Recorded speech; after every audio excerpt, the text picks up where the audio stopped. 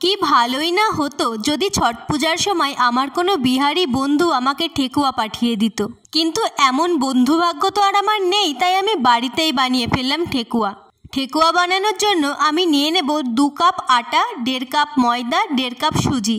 এবার ময়দার মধ্যে আমি দিয়ে দেব গুঁড়ো করে রাখা এলাচ, মৌরি, স্বাদমতো নুন এবং চিনি। এখানে আমি ঘিয়ের সাথে সামান্য একটু সাদা তেল ইউজ করেছি, তোমরা চাইলে পুরোটা ঘি দিয়েও বানাতে পারো। আর আমি দিয়েছি সামান্য পরিমাণ বেকিং পাউডার। সমস্ত উপকরণ দেওয়ার পরে এবার আমি ময়দাটা ভালোভাবে মিশিয়ে বা ময়াম দিয়ে নেব। ময়াম দেওয়া হয়ে গেলে ওর মধ্যে আমি দিয়ে দেব নারকেল কুড়ো এবং রোস্টেড বাদাম, তোমরা চাইলে কাজু কিশমিশও দিতে পারো। এইগুলোকে ভালোভাবে মিশিয়ে নিয়ে অল্প অল্প করে জল দিয়ে ময়দাটাকে ভালোভাবে মেখে নেব। ময়দাটা ভালোভাবে মাখা হয়ে গেলে 20 থেকে 30 মিনিট মতো ঢাকা দিয়ে রেখে দেব।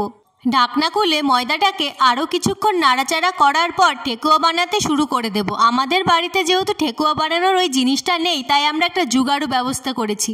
মানে ওই চামচ দিয়ে ডিজাইনগুলো করার চেষ্টা করছিলাম, খুব একটা খারাপ হচ্ছিল না। তোমরাও এইভাবে করে দেখতে পারো। দেখতে দেখতে সব ঠেকুয়া আমি বানিয়ে নিয়েছি, এবার শুধু তেলে ভাজার অপেক্ষা। আমি তেল দিয়ে ভাজছি, তোমরা চাইলে ঘি দিয়েও ভাজতে পারো। কড়াইয়ে তেল দিয়ে সেটা গরম হওয়ার পর আস্তে আস্তে ঠেকুয়াগুলো তেলের মধ্যে দিয়ে দেব এবং উল্টে পাল্টে ভালোভাবে ভেজে নেব।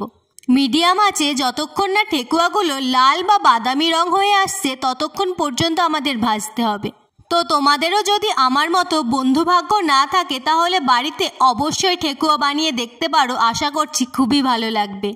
তো ভিডিওটা কেমন লাগলো সেটা অবশ্যই কমেন্ট করে জানাবে। দেখা হচ্ছে অন্য কোনো ভিডিওতে, ততক্ষণে সবাই ভালো থেকো, সুস্থ থেকো আর সব বাইকে ভালো রেখো। টাটা।